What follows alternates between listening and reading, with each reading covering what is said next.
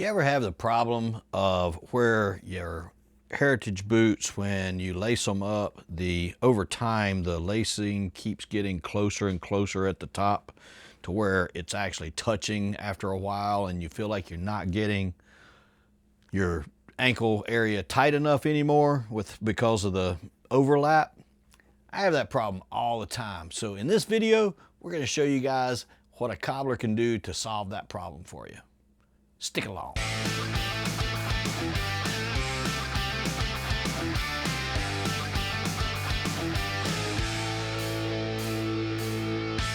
So I believe we got something truly exciting for you, and I brought in Ben, our leathersmith. He's one of our craftsmen here at Wyatt and Dad. He works on all types of shoe repair, but his specialty is leathersmithing. He makes holsters and belts and knife cases and puts zippers in boots, and he's gonna do the alterations on my boots, so that way you guys don't see me like sew my fingers back together or see my boots not fit when we get done. I wanted to get somebody who actually knew what they were doing. So I'm gonna turn this thing over to Ben, and I hope you guys enjoy. So the first thing I'm gonna do is I'm gonna open this up. I'm gonna use my razor blade just to get it started, because what I'm gonna end up doing is hand picking these stitches all the way down here with a tail. So what I can do is tie it off. So later when I close this back up, you won't see double stitching, you won't see loose stitching, it'll be structurally secure.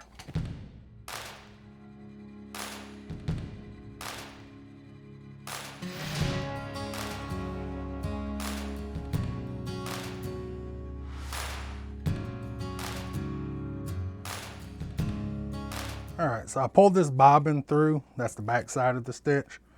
And all I want to do is tie them off, because that's going to prevent this from unraveling further. I like to do it kind of like I'm doing my welts, where I do an overhand knot and then I do a double overhand knot. And that kind of really cinches it in and locks it good for us. So next step is I'm going to punch a hole. You want to get it lowest you can to where the flap is. I'm going to punch it there, and then I'm going to measure. For this case, we're doing 1 inch, so I'm going to take a 1/2 inch on either side of the center line. And what that hole's going to do is, as I sew, because right now this is a kind of a zigzag stitch, what I'm going to do is, because I don't have a zigzag machine, I'm going to do a ladder stitch. And what that's going to do, it'll draw this up, but that hole's going to make it so it doesn't get all bunched up and wompy-jawed looking. Whoppy-jawed, otherwise known as catterwampus. Yeah, that's what you get when you're in Ben's house. What most people would know it as is a pucker in the boot. So now that I got my punch, a little leather backing. Again, we want to go about right here.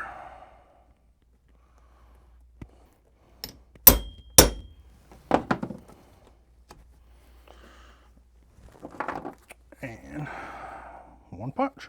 So I'm going to do 1 inch, so I'll be 1/2 inch either side of the center line, which is ironically right there at the end of the stitch in here. So for this, I'm just going to use scissors.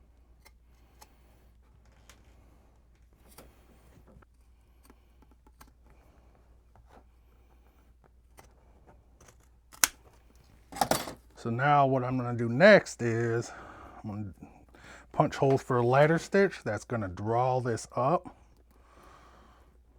And as you can see, as that draws up, because we punched that hole, you're not going to get a pucker. So now that I have that cut out, we see that it's going to close up really nicely there. Since I have to hand sew this ladder stitch, I'm going to go ahead, just for a cleaner appearance and a nicer job, use a hole punch. That's going to set those stitches right where I want them. Plus give me a guide on where I'm going to be putting my needle, because black on black is going to be kind of hard. So I'm going in just not much, maybe a 1/16, kind of just you get a feel for it. Going in about a 1/16 of an inch.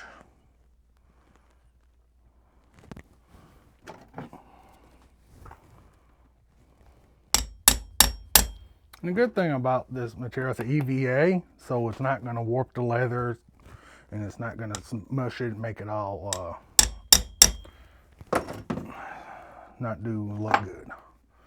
So as you can see, and this is more just to give me a guide for when I'm doing my hand sewing. All right.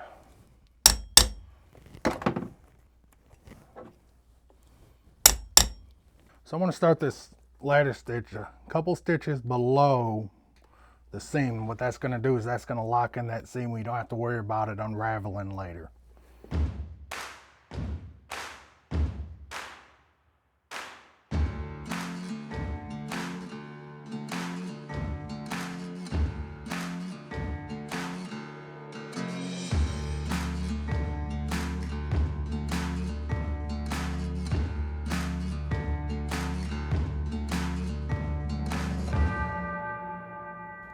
This here,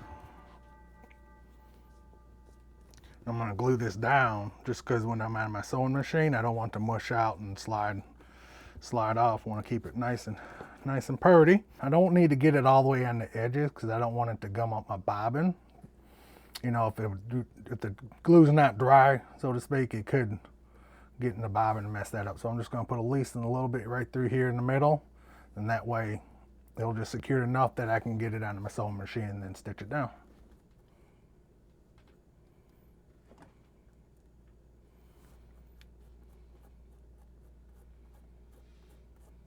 Now that the glue's had time to set up and dry, we can go ahead and tack this down. So basically this is going to go under that. I'm going to stitch it, and then I'm going to fold that over and then do my box stitch there.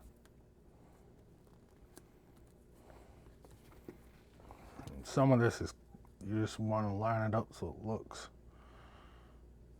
like it's original. So there you go, that's tacked down. I'm gonna go ahead and put it on the jack stand just to go ahead and give it a little bit of pressure to get that glue to really set to it.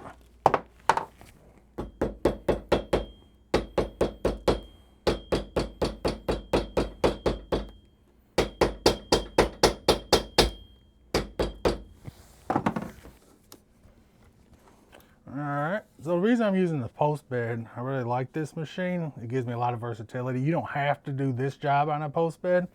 You can use your regular patcher, and you could also hand sew it if you have lots of time on your hands. However, the machine's always going to be quicker, and it's going to be more cost effective that way for you and your customers. I'm going to stitch something. I was playing around a little bit earlier, and I just want to make sure my stitch length hasn't changed any. But with this post bed, I really like it because I do a lot of Louis Vuitton bags and making straps and then doing bag repairs and gussets and things of that nature. And it's just so much easier to maneuver. This one actually has where it has the drive wheel, where this little wheel is gear driven feeding the leather. Some machines are just bottom drop feed. This one actually has a roller. It's a little bit easier when you're sewing multiple layers to not get get off track. This one, if you don't hold your first couple stitches, where I'm talking about hold the bobbin thread and your top thread for at least a stitch or two, it's going to get sucked in under here, and then that creates a bird's nest and a whole lot of mess. So let's just check this out. I have a presser foot.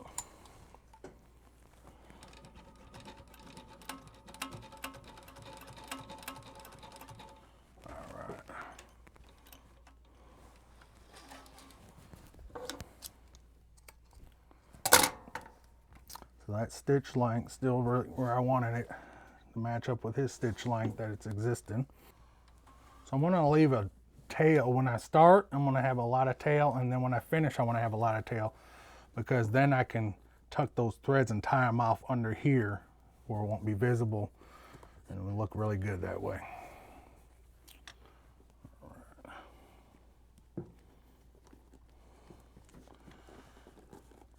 The only thing with this post bed, it is a little short and a little fat, but it comes with the territory. So you just gotta find what angle's gonna get you what you need to get. So I stitch really slow because, you know, the goal for a repair is to not be able to tell that I've done something. When you're sewing something brand new or there's creating a boot, there's no stitch holes, so they can sew a lot quicker. So I'm gonna go and try to make sure I hit each hole at the proper depth, and then that way when it's all said and done, it's going to look like nothing's ever been touched on this boot. So I'm going to,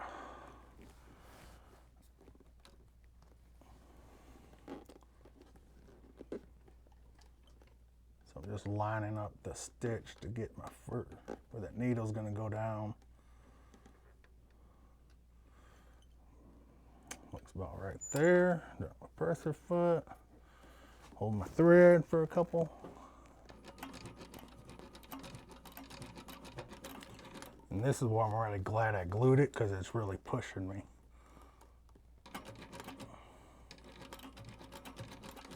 And don't sew your finger.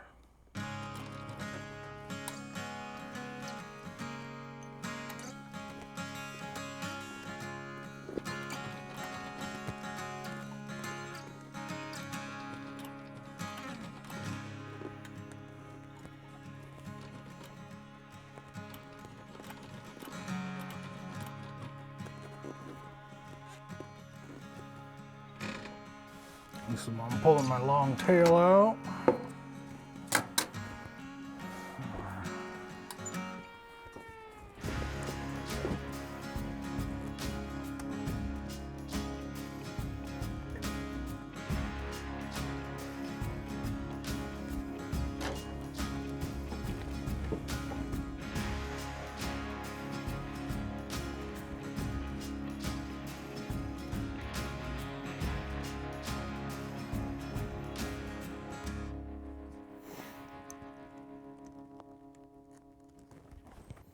I'm gonna go ahead and glue this down, although there's not a lot of movement on here because I'm not going a whole bunch of different angles. I just feel more confident when I glue it down. Plus it helps sit in all those stitches I just did as well.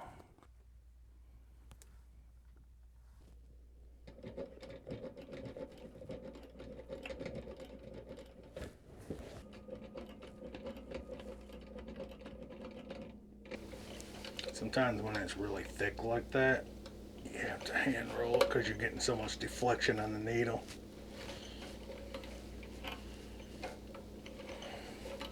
And I'm gonna go in twice against the top because that way I don't have to worry about tucking the thread because I'm locking it in across, but also that's where your major tuck point is.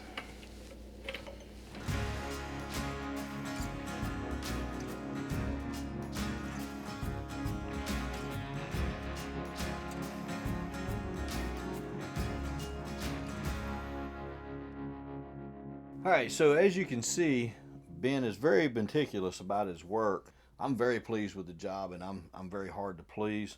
And so this is our version of how you take up the ankle area so that you get the proper gap up in your laces and everything. I hope you guys enjoyed. If you like videos like this, you want to see more, or if you have an idea for other alterations on boots that you'd like that we might be able to show you on video, please drop it in the comments, like and subscribe.